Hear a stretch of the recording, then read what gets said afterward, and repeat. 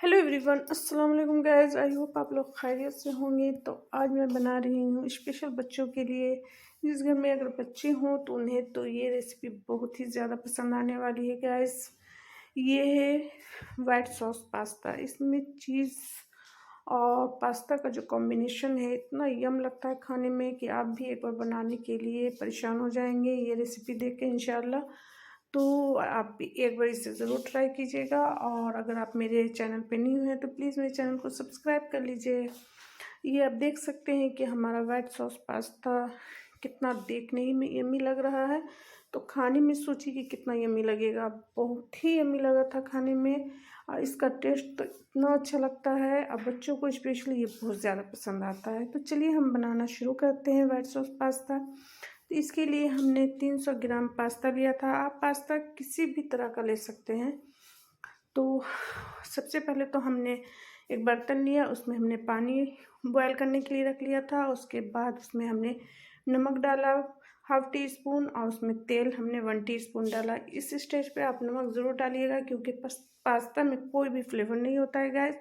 और अगर आप इस वक्त अगर नमक नहीं डालते हैं तो पास्ते का जो अंदर से फ्लेवर आएगा वो बिल्कुल फीका फीका आएगा, तो पास्ते का सारा टेस्ट ही ख़राब हो जाएगा। इसलिए इस स्टेज पे आप सॉल्ट ज़रूर डालिएगा। उसके बाद इसे आप 80% पका लीजिए क्योंकि जो भी कसर रहेगी वो आप पास्ता सॉस में वो पका लीजिएगा। तो हमारा पास्ता रेडी हो चुका। उसके टेम्परेचर को लो करने के लिए हमने उसमें ठंडा पानी डाल दिया ताकि वो ज़्यादा नहीं पके। उसके बाद हमने एक फ्राई पैन लिया, उसमें 1 टीस्पून हमने तेल डाला था और ये 3 से 4 लहसुन की कलियाँ थी जिसे हमने बारीक चॉप किया। उसे आप 2-3 मिनट के लिए आप लो फ्लेम पे पका लीजिए। इसका सिर्फ कलर चेंज हो जाएगा, इतना ही आप पकाइएगा, लहसुन को ज़्यादा नहीं पकाइएगा। उसके बाद ये हाफ प्याज है जिसे हमने रफली चॉप कर लिया था, उसे आप इसमें 2-3 मिनट के लिए आप इसे भी सौते कर लीजिए। इसकी क्रंचीपन को आप रखिएगा, ऐसा नहीं कि उसके जितने भी ओनियन है उसे आप जूसी नहीं बनाइएगा, सिर्फ उसका क्रंच आना चाहिए खाने में। तो इतना ही आप इस प्याज को पका लीजिएगा। उसके बाद कुछ वेजिस है, आपकी जो भी ख्वाहिश है वो वेजिस इसमें ऐड कर सकते हैं। हमने कैप्सिकम और कैरेट डाला था। अगर आपके बच्चों को जो भी वेजिस इसमें खाने की ख्वाहिश हो वो इसमें डाल सकते हैं। ऐसा कोई ज़रूरी नहीं है कि जो हमने वेजिस डाली है वही वेजिस आप भी डालें। तो इस तरीके से हमने 3 से 4 मिनट के लिए लो फ्लेम पे इसे हमने पका लिया। उसके बाद 1/2 टीस्पून इसमें हमने ब्लैक पेपर डाला और नमक आप अपने टेस्ट के अकॉर्डिंग डालिएगा गाइस। इस तरह से आप इसे मिक्स कर लीजिए।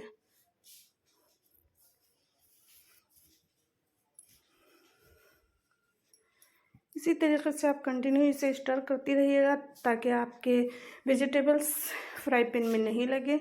तो इस तरीके से हमने 2-3 मिनट के लिए लो फ्लेम पे सारे वेजिस को इस तरीके से स्टर करते रहे हैं। तो ये हमारी वेजिस भी कंप्लीट हो चुकी है। अब चलिए सॉस की तरफ। तो हमने 4 टीस्पून के लगभग हमने बटर लिया था और 4 ही टीस्पून हमने मैदा लिया था, क्योंकि सॉस बनाने में दोनों की क्वांटिटी सेम रखिएगा तो आपके सॉस बहुत ही अच्छे बनेंगे। तो बटर हमारा अच्छी तरीके से मेल्ट हो चुका है। उसके बाद फिर इसमें हमने मैदा को डाल दिया। यानी कि दोनों की क्वांटिटी आप सेम ही रखिएगा और इसे लो फ्लेम पे इस तरीके से भूनिएगा और 2-3 मिनट के लिए इसे भूनिएगा ताकि उसका जो मैदे का कच्चेपन है वो इसमें से ख़त्म हो जाए।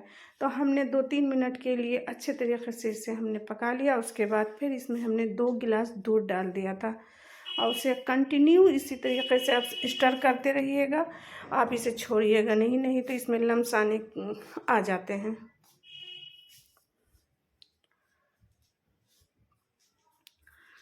इस तरीके से हमने कंटिन्यू स्टर करते रहे हैं।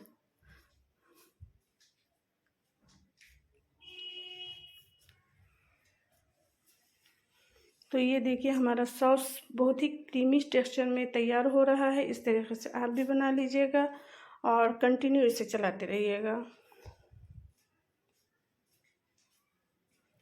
उसके बाद ये देखिए हमारा सॉस कंप्लीट हो चुका है। आप इसे कैसे चेक करेंगे वो भी मैं अभी आपको बता देती हूँ। ये जब सॉस कंप्लीट हो जाएगा तो उसका एक टिप्स है, मैं आपको वो भी बता दे रही हूँ।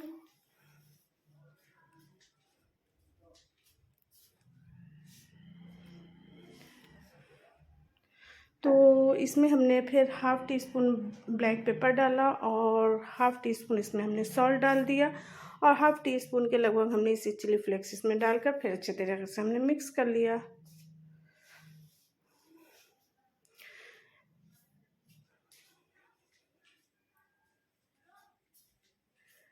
ये देखिए इस पे जो कोटिंग आया है ये समझ लीजिए कि आपका सॉस कंप्लीट हो चुका है। ये हम अभी हाथों से इस तरीके से करेंगे, अगर वो ख़राब नहीं होता है यानी कि मिक्स नहीं होता है तो समझिए कि आपके सॉस कंप्लीट है। अगर मिक्स हो जाते हैं तो वो नहीं कंप्लीट है। तो इस तरीके से आप भी सॉस को चेक कर सकते हैं कि आपका सॉस कब कंप्लीट होता है। उसके बाद जो जितनी भी वेजिस थी जिससे हमने अभी फ्राई किया था उसे इस सॉस में मिक्स कर लीजिए।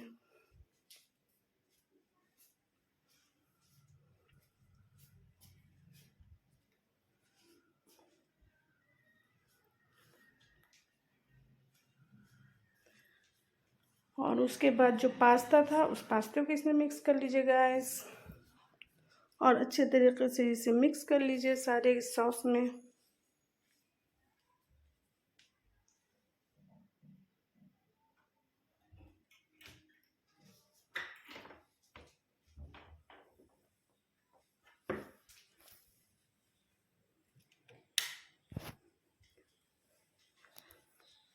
ये देखिए हमने अच्छे तरीके से मिक्स कर रहे हैं इसमें।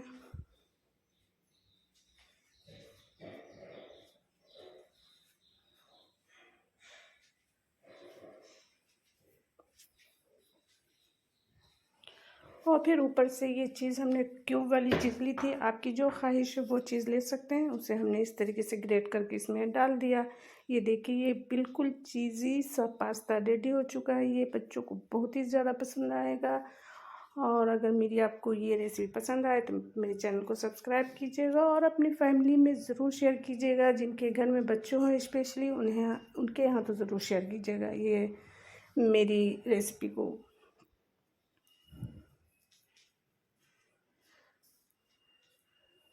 और फिर ऊपर से हमने थोड़ी सी चिली फ्लेक्स डाल दी। हमने ज़्यादा नहीं डाली क्योंकि ये बच्चों के लिए स्पेशल बना रहे हैं तो बच्चों को तीखा तो ज़्यादा पसंद है नहीं। और फिर हमने उसमें मिक्स हर्ब्स थोड़ा सा डाल दिया। उसके बाद फिर अच्छे से मिक्स कर लिया।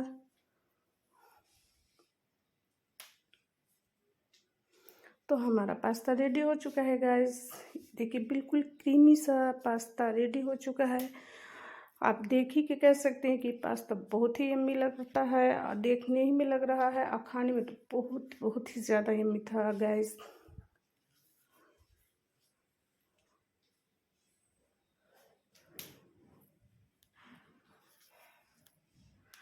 तो आपको मेरी रेसिपी कैसी लगी गाइस? अगर मेरी रेसिपी पसंद आए तो प्लीज़ मेरे चैनल को सब्सक्राइब कीजिएगा और दुआ में याद कीजिएगा।